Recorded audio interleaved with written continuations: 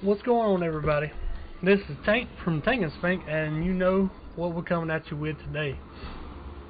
As you can see from our trailer, we're playing in the background. This is going to be my Kenobi talk or discussion, review, whatever you want to call it. And now keep in mind, I've actually made this earlier in the week, but there was issues with the video and some audio issues after I recorded, like, I think it was an hour or so long rant. So I didn't even post it, which I think is good, because it left me some time to really think about everything that happened from episode 1 to the finale. And the show itself, let's think about this, because I've been kind of tossing around in my head who this show was for. Like, I'm trying to understand who this show was really for. And the conclusion I could actually end up reaching is this show was for the people who do not care about canon, do not care about continuity, and just wants the spectacle of Kenobi versus Vader, which is okay for those people. For the rest of, well, we'll let this play. This is nice, because this was actually one of the standout moments from the show to me, was the final showdown for Kenobi versus Vader. That final fight, it was beautiful. It was really well done, but there were still some issues, minor issues with it, that I know they had to do it for reasons of plot, because you couldn't have Kenobi die, you couldn't have Vader die. But we'll get there. I think we all know the biggest issue of this show was their need to shoehorn another character into this show who was very poorly written, and for the better part of the series was poorly portrayed on screen as far as the acting and line delivery. Now granted, that got better as the series progressed, and there was certain episodes where I liked Reva, because we all know as Reva, she was the reason for the show's issues. Mainly because Disney was trying to tell two stories, and this is the issue I have with the show overall. Was you want to tell Reva's story, and then you wanted to continue Kenobi's story. So what we ended up with was a show that had a poor telling of a new character who, mark my words, I mean, we're getting a Reva. There's going to be a Reva or Reva, however you want to say it. There's going to be a Reva show. Personally, there should have been 2 Reva shows. Yeah, I know it sounds crazy, but there should have been 2 Reva shows. Because I think that would have helped us like this character, maybe, possibly. There should have been a Reva show to actually launch before Kenobi, about a year before Kenobi. We should have had a full-on show about Reva, however you want to say it, her joining the Inquisitors, and some exploits of hers. You didn't have to reveal her main game, you know, her in-game goal, if you will, in the first series. That would have been fine. You wouldn't have to. You could have actually done that in Kenobi. And then by the time we got to Kenobi, we would have known this character. We would have known her struggles. We would have known what she was about. And it wouldn't have fixed her issues in Kenobi, because your writing still would have sucked. Which I'm going to get to. The writing for Reva was just comical, which a lot of the writing in the show was comical. But the point I'm making is, if we would have had a Reva pre-show, I guess you could say, then I think Reva would have been more well received. But as it is, we didn't get that. Now, but I do know we're going to get a post-show, but I don't think anyone's going to watch it because no one likes this character. Like, majority of the Star Wars fans do not like this character. And it's not anything against Moses. It's all the writing team. And then again, it could have been director team could have wanted changes. I'm sure the writer's script gets changed in certain ways whenever it goes to the production team or whoever it goes to. I'm sure it's not purely the writer's fault, and it's not purely the director's fault. It might be changes to the script made by producers, but we just ended up with a messy script because it was messy. Like, you had highs and lows. It was all over the place. From the very beginning, the first episode, you could see there was you could see the writing was on the wall. And from the Grand Inquisitor just letting Reva run over him and do what she wanted to do in the very first episode. Yeah, he did tell her to calm down. And he did stop her. She did get stopped, but it wasn't what I feel would have really happened with the Grand Inquisitor, how he would have handled that series if it was the same Grand Inquisitor from Rebels. But Rebels just one small portion. You had certain things that didn't make sense. Like, for example, let's go to episode 4? Was it? I believe it was 4 when they had the hallway scene. Nothing against Deborah, but I think going forward, hopefully, she gets to do more in Star Wars, because overall I think Deborah Chow did a good, adequate job as a director. Outside just some messy episodes, but as far as how it was shot, I think it was shot really well. And I think that she could learn from some of the missteps in this show. But the scene that I'm thinking of is when you guys remember when the rebels was holding out and waiting for Leia to go into the vents to fix the bunker door or whatever. Yeah, the bunker door to open. There was no cover. I mean, of all the debris that they had available to them, there was no cover. There was no tactical usage of the environment. It just looked stupid. Which, if it would have played out differently, it would have been okay. Because as soon as those doors opened, stormtroopers started going in, and the stormtroopers, we all know, are terrible shots. But this was just like, you have all these fish in a barrel, and you're standing over it with a semi-automatic rifle, and you just start shooting into the barrel. I mean, there's tons of fish to choose from, and every single fish just gets out the way and dodges.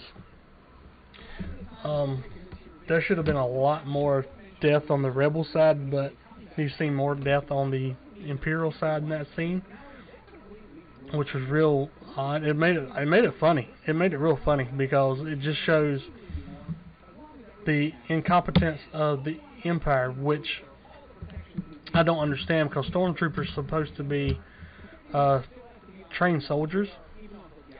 So yeah,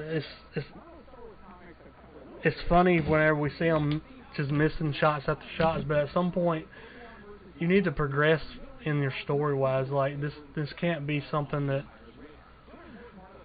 is just the norm, because it just takes you out of it, especially when you got a scene like that.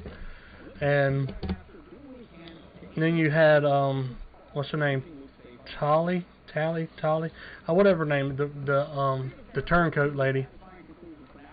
She sacrificed her life and blew herself up with a thermal detonator. okay. I hate that that character died. I really like that character. Um, yeah, I guess somebody had to die, so it was her.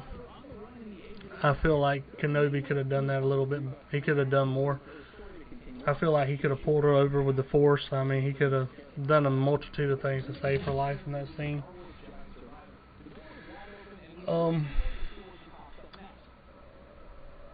Then, other than that, that episode was good up to the point where you had the showdown between Reva and Vader. So this is where another big issue comes into play, and I'm going to be jumping over a lot because there's a lot of things wrong with a lot of episodes, but I'm trying to get a lot of my big pet peeves out of the way. The showdown between Vader and Reva was exactly how it should have went. One thing about Deborah and the writers and Disney in general was just the power of Vader has never been slept on. It is Vader. I mean, he is strong, he's powerful, he's Vader. And he just dances around, never even draws his lightsaber. And he just toys with Reva until, ultimately he just overpowers her and beats her when he gets bored of her. Basically, is how it went down. But then here comes the out of character part. Whenever not only did he let her live, but also the Grand Inquisitor let her live. And I think both of those characters would have finished her off. More so Vader. I believe Vader would have finished her off, especially after the exchange between them, and we found out that Vader did know she was a youngling, which I'm going to get to that as well. Like, he knew she was a youngling, and yet he let her live, yet not once but twice. We can forgive the Order 66 night because, a lot was going on. But this is also something I want to bring up. I don't know. Did she get stabbed when she was a kid? Did she not? I don't know. I'm going off the imagery they gave us. It looked like as a kid, Reva was stabbed as a child, as a youngling. So how did she live from that? It should not have happened. So, barring the fact that you're saying that she lived from that, I don't understand. Like, yes, Darth Maul was cut in half and survived. But Darth Maul was trained in the way of, he was trained by Sidious. He was trained by the Emperor. So he was trained in the ways of the Sith. He knew how to channel his anger. He knew how to channel the dark side to keep him alive. Same thing with the Grand Inquisitor. I don't know if his was so much him channeling the dark side, more so he had two stomachs. So as a youngling, how would Reva be able to channel the dark side like that to survive? So I don't buy that. I do allow the fact that yes, Reva as an Inquisitor would probably be able to survive via dark side abilities, taking that stab. But there's an issue with that. Is how fast she healed. Because we flash forward to the last episode, and she's already up, moving around. No back to tanks to heal her. No any kind of healing done that we know of. And she's walking around like it's just a flesh wound. And if you look how she was stabbed, her spine should have been shattered. She shouldn't even been walking. So that was dumb. There's no way around it. That was just sloppy, lazy writing. The whole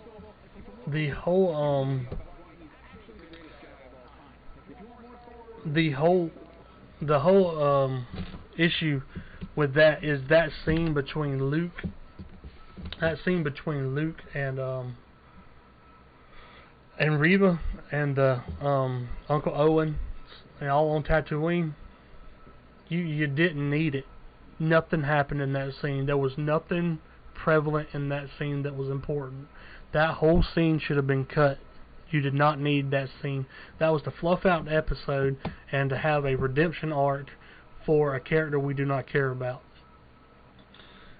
Your redemption arc was not needed.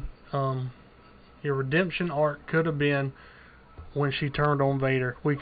I think every viewer knew that once she turned on Vader, that was her redemption complete. You did not need her to go after some random kid. And yes, she was going after a random kid. There is no way you can tell me without plot that she made the jump from seeing that broken up recording, because I watched the episode 3 times to make sure. There's no way she made the jump that was Anakin's child. No way. No way. Sorry, don't happen. Didn't happen. Nope. Impossible. That is the biggest jump in conclusion that I've seen a character make, just for the sake of plot.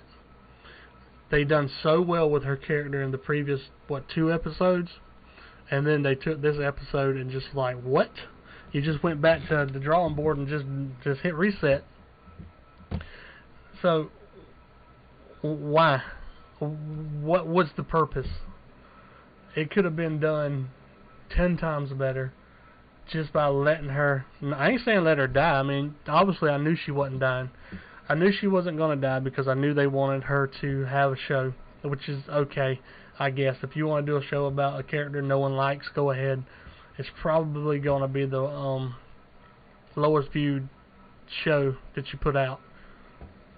I would imagine its numbers to be smaller than that, even a Book of Boba, because your quality of your shows have just been going down, down, down, down, down. Maybe Mandalorian season 3 will boost it back up, but right now the Star Wars shows need to maybe take a break, because they're just getting worse and worse and worse, and for no reason at all. I don't understand why it's got to be so bad. Like, you didn't need none of these Inquisitors. Like, if you look back at the shit, none of them did anything other than just being there at face value. This could have just been a show about Vader hunting Obi-Wan. That's all it had to be about. You didn't need any other show. You didn't need any other people. And you can't tell me you couldn't have wrote a show where Vader could find Obi-Wan. He's fucking Vader. He didn't need some second-rate Inquisitor to find Obi-Wan. That's just lazy writing just to introduce this stupid character. And, yeah, again, it's nothing against Moses. She did the best she could probably with what she was given. Just like Hayden did the best he could back in the day. And it is what it is. This writing failed her. So, we're going to get off Reva. I think enough has been said about Reva. Not a good character. Don't plan on watching her show. I doubt I'll check it out unless you can really have a strong trailer. But this had a good trailer. So your trailers are not really even going to bring me in anymore, you know? Because because you lie in your trailers. Like, your trailers are misleading. So we'll see about the Reva show. It's gonna be a toss up, but we're gonna get off of that because I do want to talk about the fight scene between Darth Vader and Obi-Wan.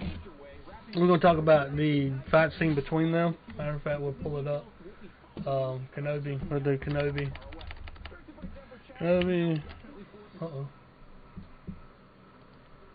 Kenobi versus Darth Vader. Of course, we got that one. So we're just gonna choose the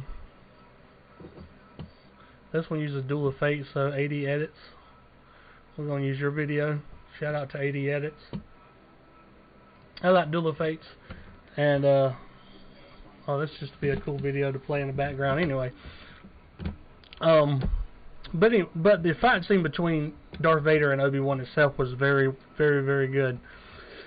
I thought it's played out perfectly, and I thought that it would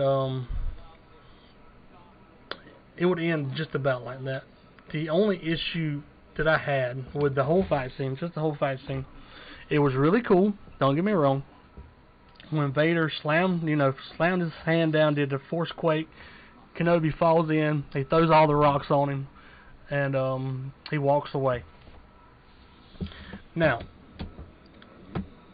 Anakin, he could feel Kenobi in the previous episodes, planets away. So how did he not feel he was still alive under those rocks? I like what they were going for. I like how Kenobi kind of just got his his oomph to live again and his power back essentially in that scene. I like the scene. It's just I feel like you could have done it better. Because I feel like Vader probably... Damn, this video is going in. I have never watched this video. It's just a random video I clicked on. This shit is going in hard. But I felt like it might have could have been done a little better. But I'm going to give it a pass. Because the overall fight scene was beautiful. I love whenever Kenobi picked up all those rocks. And it was just slinging them at Vader. Because I do feel like Kenobi would have been able to best Vader, especially how they played it out. It was played out perfectly. You see when he took the pommel of his saber and just started beating his chest and busting his breathing unit, slowing him down. I think that was just tactical genius on Kenobi's behalf. And then I like that you seen he hit his cape, and it showed that his cape was resistance to sabers. That it could take that damage, so we're seeing how strong Vader's actual suit is, and how also his biggest weaknesses. Because once he took that rebreather away, that powers his chest, I mean, it was just downhill for poor old Anakin from there. And then, of course, we get the perfect live action scene that most of us saw in Rebels when Kenobi just, bam, slits Vader's mask, and you see a scarred up Anakin. And you just see a beaten and battered Anakin, and Kenobi's like, I'm sorry for it all, and then Anakin just tells him, what was it? Something like, I'm not your failure. You didn't kill Anakin, I did, and I'm going to destroy you in the same way, or something like that. It was really the you didn't kill Anakin, I did line that stands out, because to me it shows that Anakin is a prisoner of his own making and the choices he made, and that he is Vader now. Anakin, in his mind, is dead, or he perceives him to be dead, which I don't think that's the case. I think Anakin is still in there. Even I think Palpatine kind of sensed something there at the very end, because we do get to see Palpatine at the very end. He's talking to Vader, and man, that's just so sad. And you just see him going down like he's trying. I do think it would be funny. I know I'm jumping all over the place, but I know it would be funny if, like, whenever he was looking down on him, he was just says something like, now I have the high ground, or look who has the high ground, or something along those effects, because he did have the high ground this time, but he still lost, because Obi-Wan is just talented. He's always been a really good lightsaber combatant. He's very, very tactical in the way he fights, and unfortunately Vader does have some obvious weaknesses if someone is of equal strength, and especially when it comes to combat. And I'm not going to say force wise, because Kenobi is definitely not equal footing with force use, but when it comes to combat, he holds his ground, man. I mean, he just holds his ground. And I am going to have to go back and rewatch this video because it looks really good. Overall, this one little thing actually bumped this particular episode's review up in my mind. It was the best episode, but they did do the stupid cuts from Vader and him. They'll be fighting, and then it cuts to Reva. No one cares. Why do you do that? That's another reason why I'm saying just the Reva stuff, especially in this last episode, should have been cut. You should have cut it out. And yeah, it was just bad. Other than that, like, whoa, let's do this one. I'm just playing stuff now. It don't matter. It doesn't fucking matter, right, guys? But other than that, like, it was an overall messy show. Now, with that being said, at the very, very end of the show, you have one of my favorite moments. We seen Qui-Gon Jinn, guys. We seen Qui-Gon. Qui-Gon. Oh man, just seeing Liam Neeson reprise that role, it gave me chills. Qui-Gon has been one of my favorite Jedis since I was a kid. I was 9 years old whenever the prequels come to theaters, and I can remember just going to see that movie, and it really made me fall in love with Star Wars. I've seen the original New Hope, was it New Hope, Empire Strikes Back, and Return of the Jedi. My brain was going blank. So I've seen those beforehand because my mother, she was a big Star Wars fan too. So she had like this is good. She had like the originals on VHS. Yeah, I'm that old. We had them on VHS, and I would watch them. But I didn't fall in love with Star Wars until I was that 9-year-old kid sitting in there watching The Phantom Menace for the first time. I remember standing in a line. That was cosplayers. We got into the theater. It was stadium seatings. We had our seat.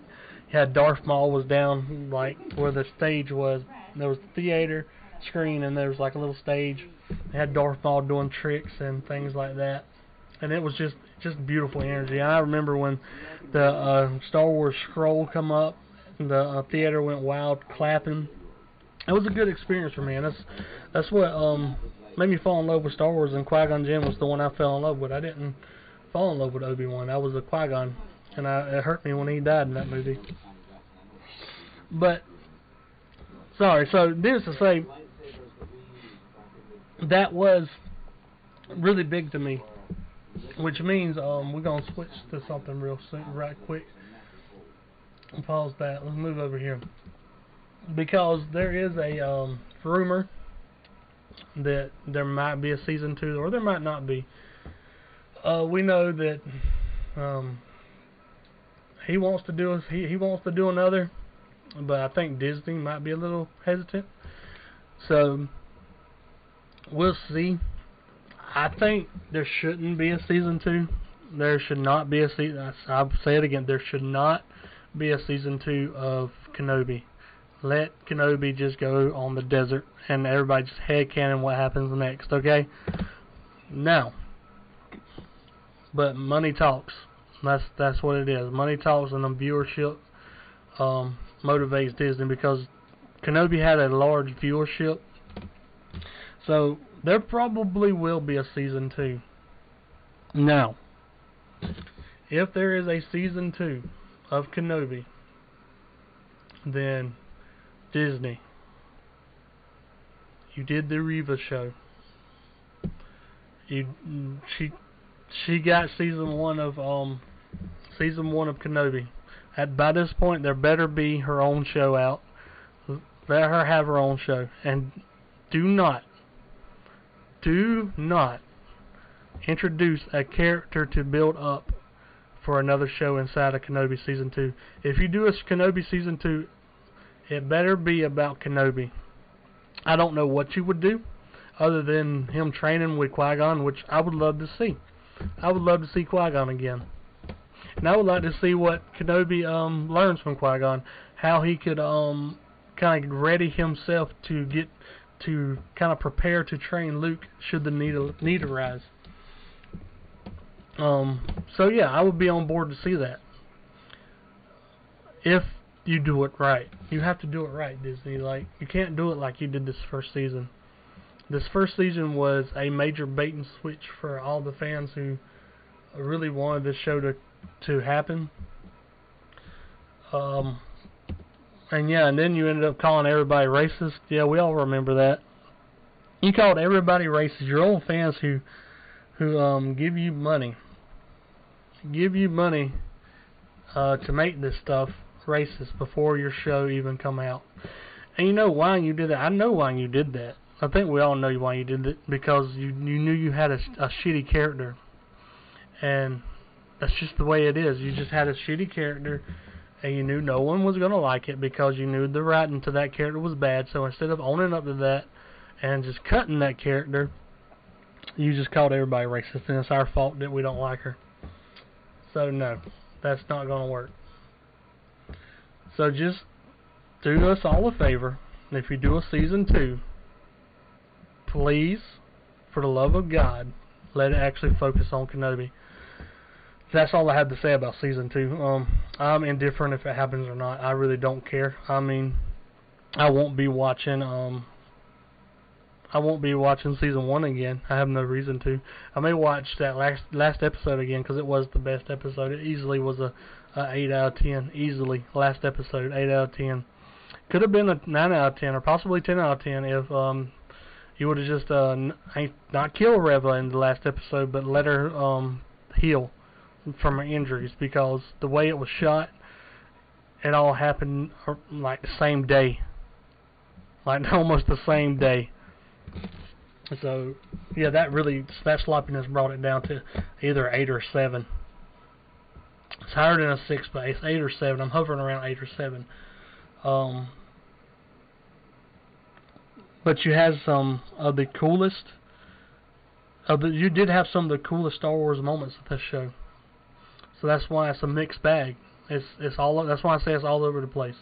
Like this fight scene between Reva and Darth Vader, one of the coolest moments of Star Wars. The Darth Vader going through the town just like horse choking people, dragging them. One of the coolest moments in Star Wars. Getting to see the training between Padawan Anakin and Obi-Wan, one of the coolest moments in Star Wars. The final showdown, one of the coolest moments in Star Wars. God, I could go on. We have we got the Vader pulling the starship down. Other than us seeing Starkiller do that, which is the extended universe now, that's one of the coolest moments in Star Wars. So that's what I'm saying. That the show has so many cool moments. And if you want to do, now I even say this, if you want to do an offshoot from a character in this show, 2 characters I would like to see who does more or how they got started was is it Ice Cube's son? I can't think of the character he played. Let me see. Hold on. We're gonna look this up. Kenobi. IMBD. We gotta look this up real quick, guys. Let's go over here. So let's go to. We want to see the cast. Okay. We're gonna get it. We're gonna get this right. Kamal. That Kamal. And then Johnny. I'm sorry I butchered that, but him. Haja and O'Shea Jackson Jr. Roken. These 2 characters, I would love to see either how they got started or where they go next. Like Roken looks like he is starting to lead like early rebellion. You know what I'm saying? Like he's really starting to lead, like start the rebellion. And he's just funny. He's just an interesting character. I would like to see like him saving the younglings, like a prequel to all that, so we can see him pretending to be a Jedi and things like that. I really liked him and him. And I liked her, but you killed her. Yeah, Tala, you killed her, so I don't know what you're going to do with that. Moses, we know she's getting a show. If there's a season 2, maybe we get both these. I would love Hayden to have his own show. I would love him to have his own, like a Darth Vader show. It could be set in the prequels. It could be set in the or before, maybe him hunting down all the Jedi. That would be cool. I don't care about him. I didn't care about her. Yeah, so you had, I don't care about the Uncle Owen. Oh, Zach Braff was in this. I did not know that. That's kind of cool. But yeah, so, yeah, give me more stuff around these two characters. I would love to see more about them. But I think, I don't know if we're going to get that. My train of thought just kind of dropped, but it's something. Okay, I'm back. I got to get back right. So, he did play the Fifth Brother. Let me close this out. I just needed O'Shea Jackson Jr. and Kamal, because I love them two characters, and I think they have more story to tell. And correct me if I'm wrong, I think that is Ice Cube's son, right? Because they do look alike. I could be wrong, but just correct me in the comments if I am wrong. So, overall, the show was a 6. It's above average show. It's a 6 out of 10, plain and simple. It could have been better. It should have been better, but I think there was. I don't know if it was the direction, if it was the writing, if it was producers. What happened with the script? Because the script was messy. There's the script. What was the issue. It was the script. That, and Disney loves to create these new characters and shoehorn them into established characters to try to make us love them. They did it in was it The Last Jedi with Rose? Yeah, her name was Rose. And they said that we all was racist because we hated Rose, but we didn't. There was another pointless character. Now, there were some assholes on the internet who went too far. I will give them that. But that wasn't your majority of fandom that was hating on Rose, okay? And just like it is not the majority of fandom that is calling you out on Reva. So this is 6 out of 10. That's my thoughts. I do have a solution to you, Disney, because I see what you want to do. I think I understand what you want to do. You want to create these new characters, and you want to create original characters, but I think you're too scared to do it in the way you need to do it. You have to grow some balls and do it the way you need to do it. And let me explain. You're creating all these characters like the Mandalorian, Grogu, which are 2 of your best characters you actually created, which I give you that. You created Rey, you created Kylo, you created Reva. So you created more. I mean, your whole sequel series was a lot of created characters that was still being piggybacked off of established legendary characters. So this is what you need to do. And I would pay to see these movies. I would give you one chance. Like one movie. I would give you one movie to prove you could do it. You could do one of 2 things. You could either use the High Republic era, which you started a book series, and I know this is a little mixed, but I think her name Claudia Gray, her books, I actually enjoy her books. You have some really solid books in the High Republic series. So you could create movies around the High Republic era, or you could create a series or movies around the Old Republic era. Now, I say this because in these two eras, you can create whatever the fuck you want to create, and no one can say it's better. Well, I guess we could say it's better or worse, but you wouldn't have to worry about trying to piggyback off already established kind of set of lore. Like, but what I mean is you wouldn't have to worry about, okay, Vader and Obi-Wan is fighting, you can't kill nobody. There's no stake. You know, there's no stakes in those episodes, no stakes in those movies. Yeah, you killed Han Solo, but we kind of expected that because that's the way that Harrison Ford wanted it. He wanted Han to die to come back to playing. So, but there's no stakes. So yeah, I think you should go to the Old Republic, or you could go to the High Republic. From the High Republic books I have read, that would be a little, I don't know, iffy area, because some of that stuff is kind of boring. But you could make it great. If I was you, I would go to the Old Republic era.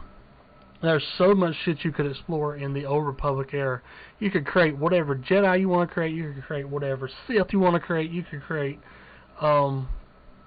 whatever fucking smugglers, bounty hunters. It doesn't fucking matter. You can create whatever planets, because by the time you catch back up with your established canon, it's like thousands and thousands of years have passed. Like, you have such a large playground. Why do you think the BioWare stuff was so successful? Well, other than the fact that in KOTOR they could write a script, they could tell a story, but they didn't have to adhere to already established kind of principles. Like, you could create your own. It was a playground, and Disney, you own that. Like, that's yours now, dude. Like, you could go wild.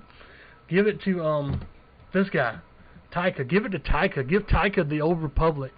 Could you imagine what Taika could do with the Old Republic? Fucking Taika's an amazing director, and he's a visionary. Like, you got him in your wheelhouse, and you got the license to do it. So do it. Just do what needs to be done. Just quit being scared that you're gonna create something that sucks, and just, grow a pair of balls and do it. It's not hard. I mean, you're fucking Disney. Like, you're a well, I almost fucked that word up, but you know what I mean. You basically hold a monopoly on a lot of fucking property. So, what's holding you back from making great stuff with Star Wars?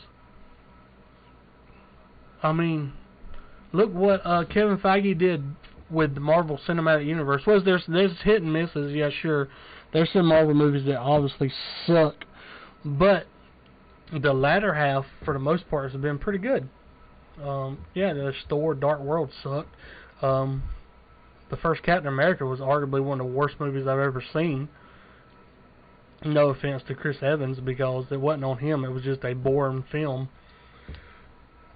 But look what it's turned into today. Like, look what Taika did to Thor. Like, he reinvigorated that whole universe, and now it's one of my favorite parts of the MCU.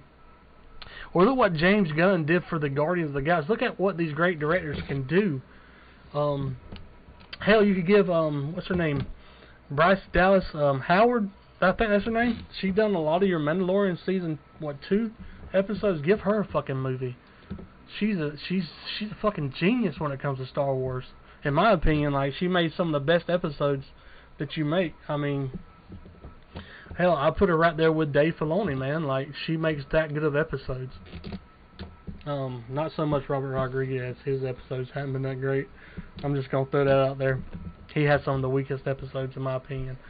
But Bryce Dallas Howard and Dave Filoni, great motherfucker. Give it Dave Filoni. Give him a movie. Give him a movie. Let him do the Old Republic. I would prefer to see his take on the... But that's the thing about Old Republic, I guess. You could have multiple movies, multiple directors. Don't have to connect because there's so many years in between everything. So that's just what I'm telling you. Like, Disney, I don't know what you're doing. I just know you're playing it too safe. And Star Wars is about dreaming big, man. That's what George Lucas did when he wrote the first Star Wars movie. That dude, he was a young kid and he was dreaming big, and it paid off. So I think maybe that's what you need to do. Just dream big, put it out something original, put out something new, and just let the fans decide whether or not it was worth it. Because I think if you do it right, yeah, man, you'll be okay. You will be okay, and you will you will be able to set your own mark in Star Wars history. Because right now you're still trying to piggyback off what George Lucas did, and you're not gonna achieve that same level because his stories are done. They're done. It's time to tell your own. Get out of his timeline. Get into your own timeline, and you can go anywhere you want with it, man. And that's really all I have to say. I love y'all. I hope you made it this far, and if you did, give me a like, give me a subscribe if you want to. This has been Tank from Tank-N-Spank. Y'all have a good day now.